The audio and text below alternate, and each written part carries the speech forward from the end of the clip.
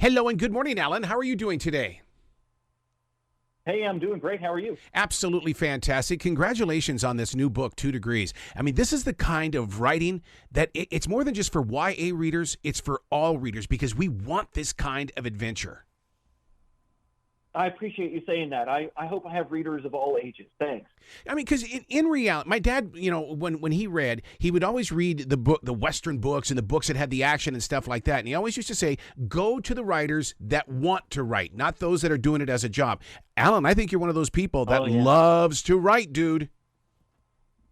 Thanks. I do. I was writing ever since I was a kid. I've always known this is what I wanted to do.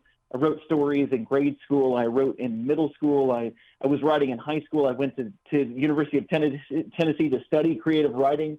And I was working at it for years and years before I even got published. So, yeah, this is what I've always wanted to do. I love it. Writing is my lifestyle. So I can agree with you when it comes to, doing it in school and stuff like that. You being a school teacher, I owe so much of my radio career to you guys because you saw that I was a writer and you said, look, okay, as long as you're in class, you don't have to take notes. If you want to write, you write, but just stay in class. That's a great, you had great teachers then. And I had a teacher in 8th grade who taught me, who said, I don't want you to worry right now about grammar. I don't want you to worry about spelling. Like, those are obviously going to be important. But right now in 8th grade, I want you, when you turn in stories to me, to just go wild. I want you to just be creative.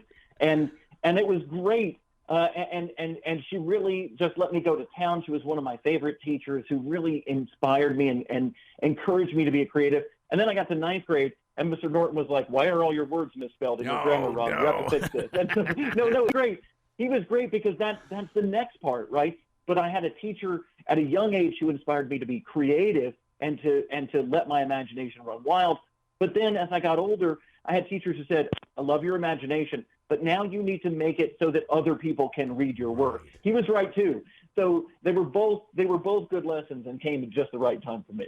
Well, the subject matter of 2 Degrees is you take a subject that we're dealing with big time right now. And I mean, climate change, you had to do some research. This didn't just fall out of your writing instrument. Right. No, this was a lot. And look, I have to do a lot of research for most of my books. A lot of my books are written in the past. Set in the past, like I've written books about World War II. I've written about refugee crises. I've written about the Holocaust. So, I didn't go through any of those things personally, thankfully. So I have to go and do research on those in the same way that I had to go and do research on climate change. But this was a very different kind of research. Usually when I'm doing something that's historical, let's take D-Day. I wrote a book called Allies that's about D-Day. Look, D-Day has a start time. It had a middle part where we know what happened. It had an end time. It happened in one geographic place, in one region. We know everybody who was there and all the players in that story.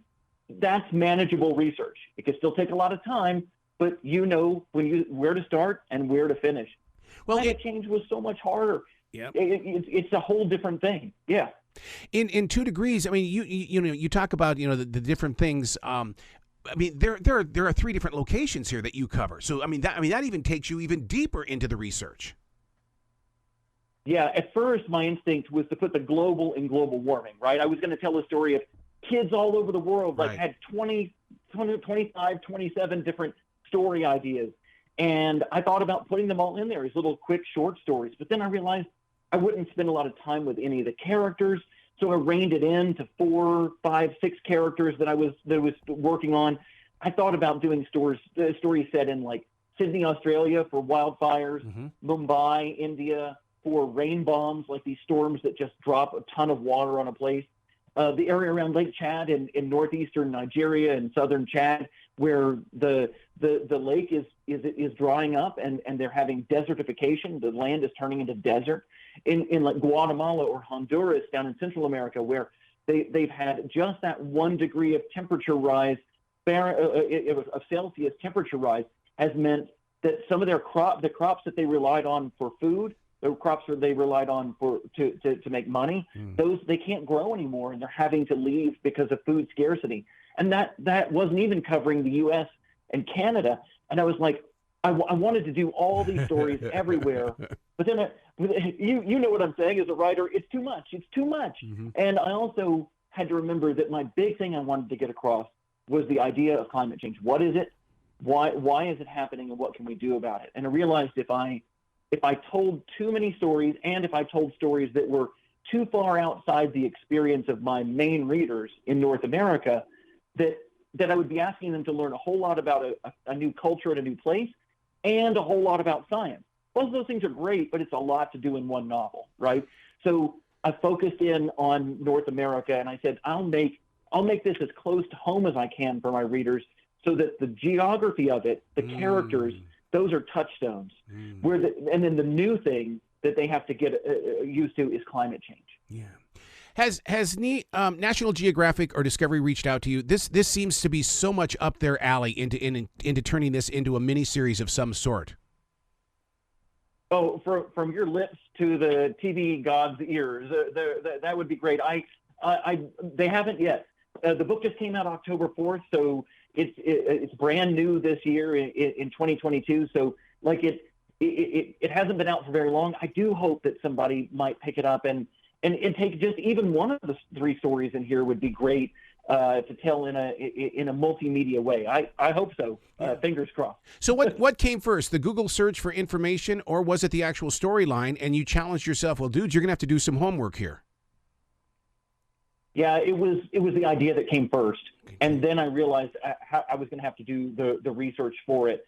So, I called up my editor and I said, kids are asking me for a book on climate change, because this is where it came from. Like I had kids asking me for a book about climate change, and I said, I think I want to do it. And look, I could have done it last year. I could have done it 5 years ago, 15, 50 years ago. We've been dealing with climate change or not dealing with it, as the case may be, for a long time. And I said, this is it. I want to do it now, because I had just read an article as I was started Googling it and reading a little bit. And I saw an article that said that year, I think it was 2020 when I was first kicking this around. In 2020, during 1 month of the year, the 1/3 of Americans were involved in a FEMA level climate change related natural disaster. Oh, wow. And I was like, whoa. 1/3 of Americans during 1 month. And it wasn't just one big all over the United States that FEMA was responding to that were either directly caused by climate change or exacerbated by climate change. And I was like, this is something that's happening right now. Like, I don't need to tell a story of the far future. I don't need to tell a story of the beginning of the industrial era or the beginning of the environmental movement in the 70s. Like, I need to tell a story about right now here in North America where this is happening, and show kids the extent of how it's affecting other kids their age. Wow. One of the subliminal messages in this is science. And I love the idea that you have put science in this, because there's a lot of kids that aren't getting science in school or even in even watching TV and stuff like that. So you definitely make that a major part of this. Yeah, I wanted to, and listen, to my first draft, as a writer, I put it all in there. I put everything in there. And so like I had a science info dump in there. My editor was like, this is all good and it's very important, but we got to take some of this out. So it was always a matter of balancing the story versus how much information and science I was going to put in there. But it was really important to me to get that science in there, because look, a lot of kids read my books because they're entertaining, because they're page turners, because they're thrillers. That's my number one goal. And I love that. That's what I want. But I also want them to come away with thoughts and ideas, and I want them to be asking questions about the world when they're done with one of my books. And to do that, I needed to get some real science in there. So I try to work the science in when they're not being chased by polar bears and when they're not drowning in a hurricane. There's some moments where they can breathe, and that's when we think a little bit about the science. But it was important to me to not just say disaster picture. It's not just like raging inferno. It's also like, this is why. Here's the science behind it. All right, Mr. Author/teacher, are you going to create a website that's going to continue educating kids? Or I should say young adults. Well, I'm sorry, young adults. Well, right. I like kids too. Kids is also good, but young adults, I do love that term. So I hope that the book does a lot of that work. Yeah. And I continue to do, instead of a website, I continue to do monthly free virtual events with kids. Wow. So once a month, I do a virtual event, and everybody and anybody can join up. Classrooms, kids learning from home, wherever they are, however old they are, they can tune in. And I talk about my most recent books, but then I have a half an hour of Q&A at the end, where I hope that kids will bring their questions about climate change, their questions about 9/11 and the war in Afghanistan from my book Ground Zero, their questions about the refugee crisis, anything, or about writing, anything that they want to ask.